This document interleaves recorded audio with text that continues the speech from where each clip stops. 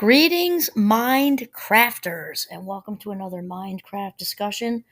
My name is Kimberly Quinn, and I am very super mega happy to be discussing yet another way to become the boss of our brains, which is what Minecraft is all about. It's about creating our own reality, being the captains of our own ship, and living our very best life.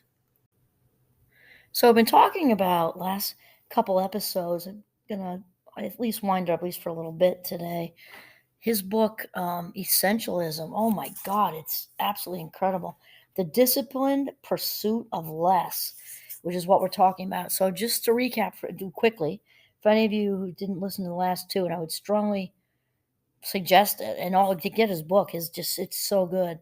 The non-essentialist from the essentialist. So, and I was saying to you that I'm humbly admitting that I've let just I'm not it's not usual for me, but I'm admitting now that the last month, I would say 3 weeks to a month, I have been like a ball of twine. It's kind of how she shows his pictures versus like nice circles of string, all neat and clean and simple.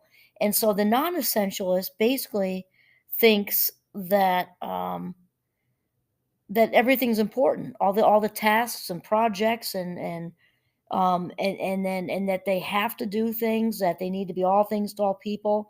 And the essentialist is sort of in the pursuit of less but better. So it doesn't mean less and sit on the couch and become a lazy daisy. It's a pursuit of less but better. The essentialist also thinks I choose to do this. It's not like they're not that I have to, I choose to. I've been saying that actually for a very, very long time in a similar but different context with the episodes I've done on sort of creating a positive stress mindset, because when we change our words from I have to or need to I choose to or I'm excited to, it makes a world of difference. And the essentialist also thinks that only a few things really matter. So basically, and I'm loving Greg's book. Basically, the idea is to hone in on what's truly, truly important. And the thing that makes it tough is because there are some things. Lots of times, there are things that are good opportunities. There can be really, really, really good opportunities. However, they're only 24 hours in a day, and we have to sleep.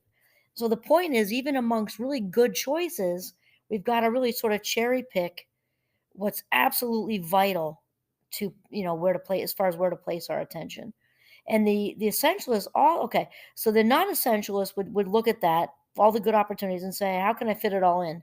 Where the essentialist would say, what are the trade-offs? Because we know if we agree to do this, that, this, and that we're going to be spread thin, and probably we're going to make, as Greg says, micro progress on five. Doesn't mean you can't do all five things, but it's not. They might be okay. They're not going to be great. Whereas if we hone in and pick one, and all that energy is going into one spot, you're going to blow the doors off it. That's really what we're talking about. And so one of the first reasons, according to Greg, that non-essentialism is basically ubiquitous, right? It's just everywhere, is because in today's day and age, we have just way too many choices. Do we want choices? Yes. We don't want to go backwards. We don't want to, we're not, insinuating that a totalitarian regime is what we're looking for. No, we're not. We're talking about, I wasn't even meaning politically. We just have so many choices. And a lot of that's because of the internet, media saturation everywhere.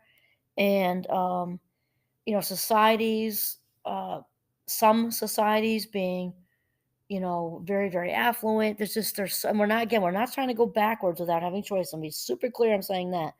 And that said, we can sometimes just have so many choices that it's overwhelming. And I remember on a lesser level, but it makes a good point of it.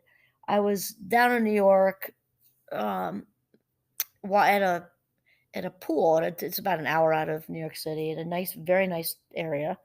At a pool, I was watching this parent with his 2.5-year-old child, and I'm trying very hard not to judge. I'm just being honest, because he was like kind of putting on a show for everybody at the snack bar. Well, little Sophie, would you like, guacamole stuffed ba ba ba with sauteed this, or would you like, they've got a um, a quinoa wrap with kale, or would you like the hot dog with, just going on and on. And this little 2.5-year-old is looking at him like, okay, how about at that level, her choice should be ketchup or mustard. That's it. She had this glazed look on her face while he's trying to impress everybody who's ever listening. Who even cares? Probably not going to see them again. But about, he was just clearly just trying to, I don't know, just give this message to everybody listening that he's this good educated parent or something. I don't know. In reality, he was completely overwhelming his 2.5-year-old because, especially for that age, that's all she can handle is hot dog or hamburger or guacamole wrap or two things, ketchup or mustard. That's it.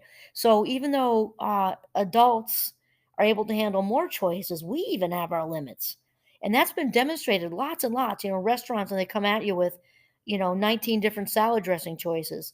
Three are good, and if you want to read on the list the rest, go ahead. Well, they read off the specials.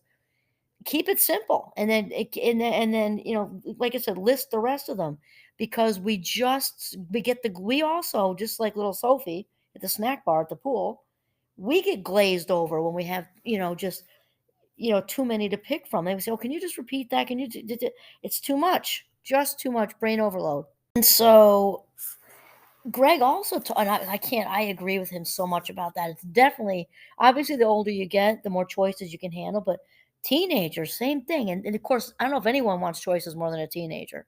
They have one foot in adulthood, one foot still in childhood. They're trying to figure out who they are. Of course, they want choices, and they should have choices. Absolutely, we all want choices. And I frequently use the word choice with my Minecrafters. They're all young adults, and young adults want choices too.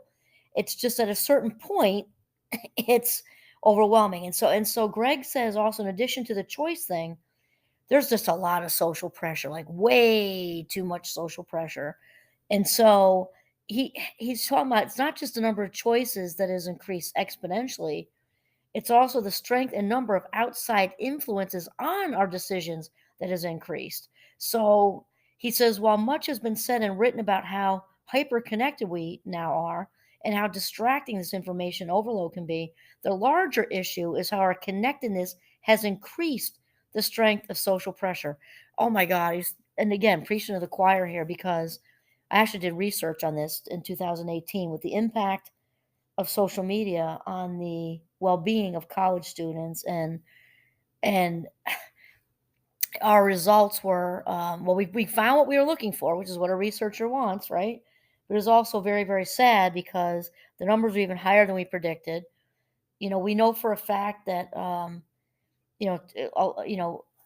excessive engagement with social media leads to anxiety, and we already knew this: anxiety, depression, impulsivity, and distractibility. And then our big claim to fame was life satisfaction. So, as the engagement in social media increased, the life satisfaction numbers decreased. So, basically, these young adults were hating their lives because of not just the time on social media, but the emotional engagement. So, excuse me, this is very much what Greg is talking about, and it's because of the social comparison. And when I did my research, which is totally in alignment with what Greg's saying, is there's this. Well, first of all, there's this 24/7 sort of compulsive need to be connected. That's one thing, but the immediate social comparison, even if I just say a teenager, young adult, just they get a ding, ding, ding, a notification.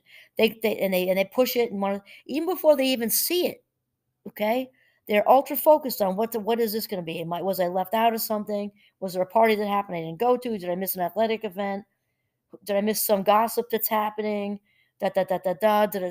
And the minute they go on whatever Instagram, which is, I know that, well, at least currently, is the biggest one. My students, or one, say one of the biggest ones, they watch. They immediately see who's got the outfit, who's got the partner, who went on vacation, and mine are usually going on vacation still with their parents. Who got into college, this college, that college, their first choice college, who got their first job out of college, who got into grad school.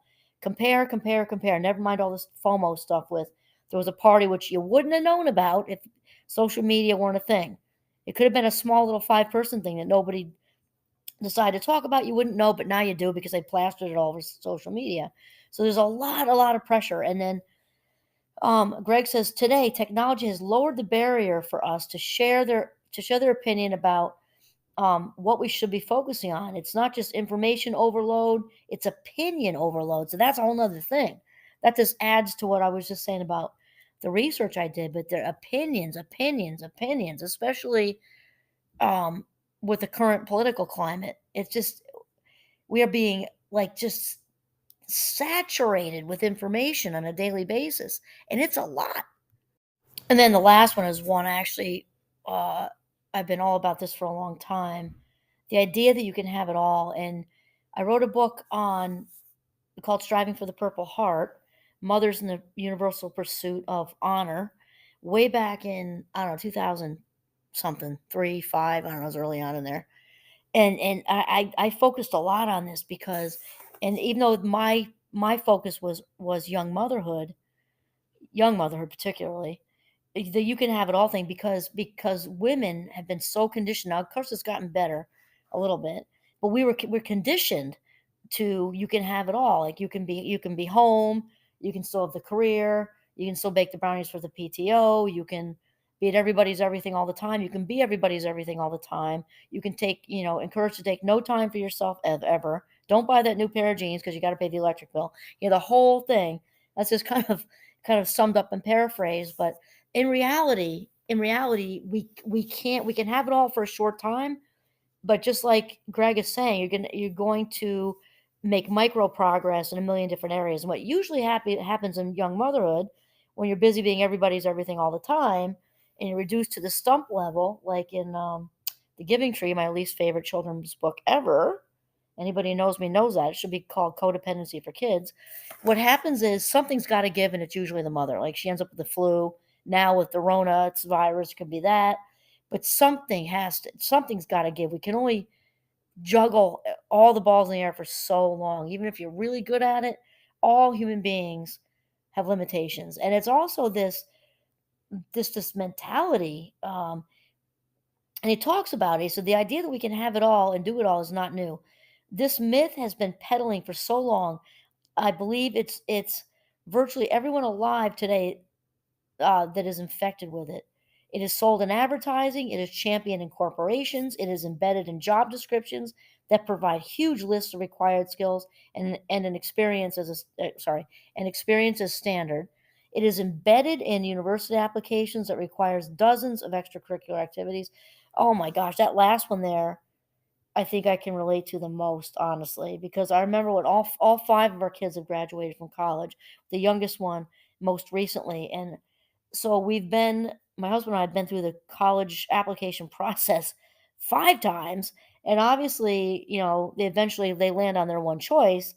But before that happens, they're applying to, 4, 5, 6, or 7 different choices. And there's just so much that goes into these about, and the pressure of having to have all those boxes checked, you know? And maybe somebody's not as into sports or more into theater. Maybe they're not into either one of those things, but they're more into, clubs and band, and oh my gosh, it is definitely a lot of pressure. And my husband and I were big fans of extracurricular activities. Absolutely. We actually, we were very, very, clearly they had to pick something. They had to pick something. But the pressure of having to be overscheduled is not anything we want. We want them to have balance. That's what we're striving for, is balance. And then, so Greg's saying what is new is how especially damaging this myth is today, in a time when choice and expectations have increased exponentially. It results in stressed people trying to cram yet more activities into their already overscheduled lives. It creates corporate environments that talk about work life balance, but still expect employees to be on their smartphones 24/7, 365. I'm going to just say plus leap year. It leads to staff meetings where as many as 10 top priorities are discussed with no sense of irony at all. I love this part.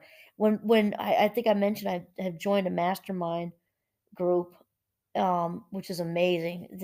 Gosh, I've found yet more of my people. They're just, oh my God, they're very authentic, and they're well grounded, and they're ultra creative, and I really just love them. And they're the ones who turn me on to this whole idea of essentialism. And Greg, I think I'm saying his name right, McGowan's book, and one of them, when he was telling me about it, told me about the word priority, and we were saying that earlier, that in the it was a early part of the 20th century, like right around the 1900s. Um, the English, wait, I should just say this. The word priority came into the English language in the 1400s. It was singular. So up until the 1900s, it meant the very first or prior thing. It stayed singular for the next 500 years. Only in the 1900s did we pluralize the term and start talking about priorities. When my new friend in my mastermind group first told me that, I'm like, oh my God, that makes so much sense, because it was such a simpler existence, obviously, back then, and people didn't live as long. There wasn't even electricity way back then, right? In the 1400s, it was just a much simpler existence. So having the priority made sense. And then he says, illogically, we reasoned that by changing the word, we could bend reality. Somehow we would now be able to have multiple first things. I mean, just think of how crazy this is. And now it's just in our world, and no wonder there's so much anxiety, at least in the States. I know it's worldwide, but no wonder there's so much anxiety and depression. It just makes so much sense because we're all spread so thin. And somehow, okay, somehow we would be able to have multiple quote unquote first things. People and companies routinely try to do just that. And then he talks about one leader that told him, of his experience in a company, that talked of Pry 1, Pry 2, Pry 3, Pry 4, Pry 5. This gave the impression of many things being the priority, but actually meant nothing was. This is the whole point of non-essentialism, is you're really not getting anywhere. It might be an illusion of you're making some micro progress here, some micro progress there, but you're exhausted, drained, which can head you for burnout. You're not really being all that productive. There's not a lot of room, if any, for creativity, because we create the best when our mind is calm and clear, right? And and not only that, but we're not even enjoying it. The whole purpose of being on this planet, right, is to learn how to love ourselves and other people and enjoy the ride. And that's it. So, really, what we want to try to focus on is that one important thing. And at least for me, I am definitely this. It's kind of like they say, when the student is ready, the teacher appears. My teacher just appeared because I need to hear this right now. And I am on the essentialist track going forward. So this is Kimberly Quinn signing off from the beautiful Northern Vermont. Have a mindful, essential day.